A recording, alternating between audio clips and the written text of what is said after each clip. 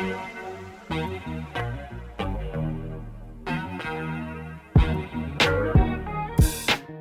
next story we're going to look at is about euthanasia. So there was a guy named Satoshi Uematsu, and this is in Japan. Now, he used to work at a facility that dealt with people who were physically and mentally disabled. And he worked there for a while, and he just saw these people going through, some of them couldn't communicate, some of them couldn't move. Just heartbreaking. Some of them were born with disabilities, some of them became disabled.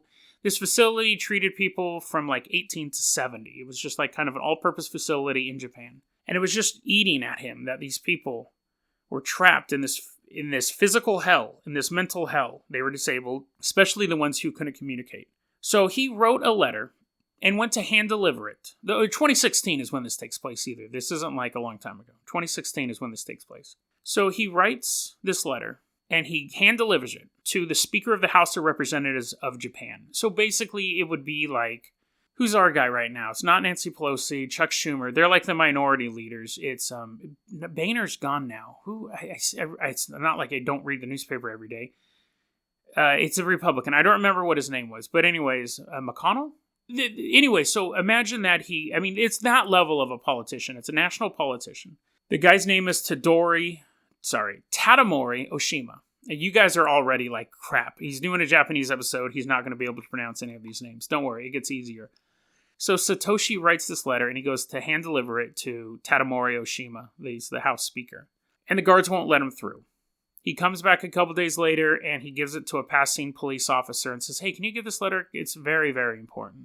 Police officer goes, yeah, sure. So this is what the letter says. Thank you so much for reading this letter. I can wipe out a total of 470 disabled individuals. Let me remind you, this guy, he's 26 years old, Satoshi, wrote that in a letter to give to a national politician. I will start over. Thank you very much for reading this letter. I can wipe out a total of 470 disabled individuals.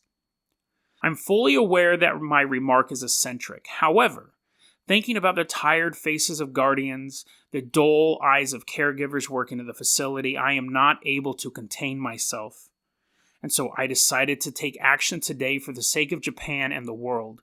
My reasoning is that I may be able to revitalize the world economy, and I thought it may be possible to prevent World War III. Envision a world where a person with multiple disabilities can be euthanized with an agreement from the guardians when it is difficult for the person to carry out household or social activities. I believe there is still no answer about the way of life for individuals with multiple disabilities. The disabled can only create misery. I think now is the time to carry out a revolution and to make the inevitable but tough decision.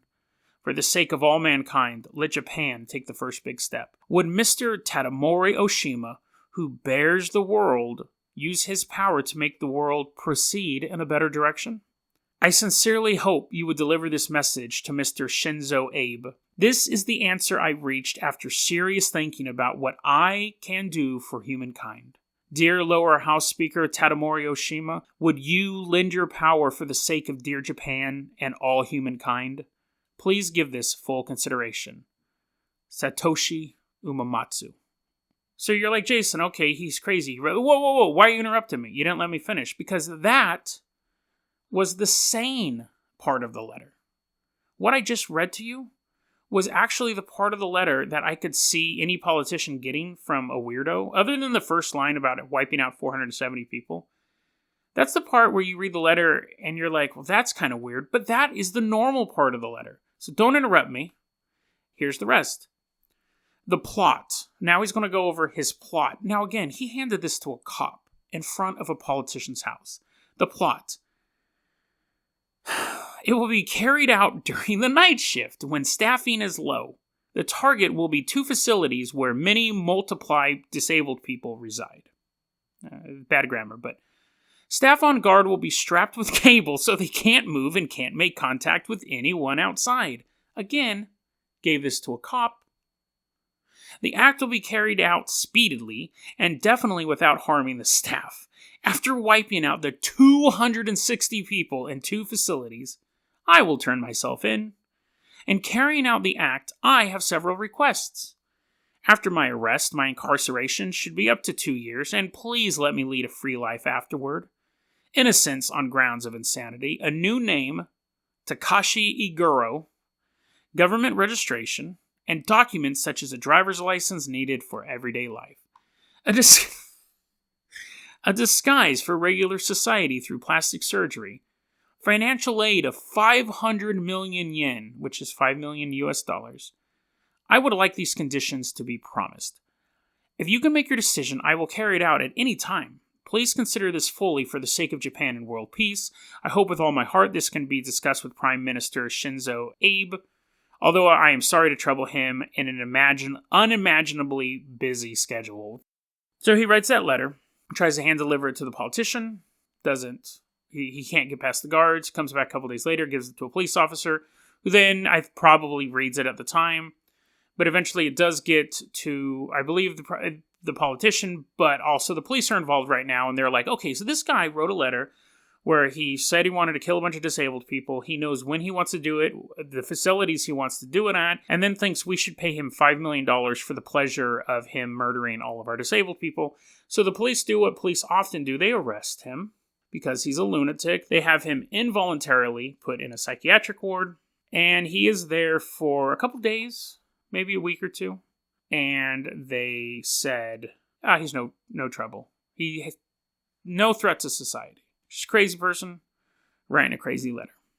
On July 26, 2016, so you know where this is headed, Satoshi Uematsu, at 2 a.m, goes to the care facility he used to work at, climbs through a window, ties up the staff like he said he was going to do, took out a knife, and went room to room, stabbing people in the neck. Walk into the room where there was a severely disabled person, couldn't communicate, couldn't move, stab him in the neck.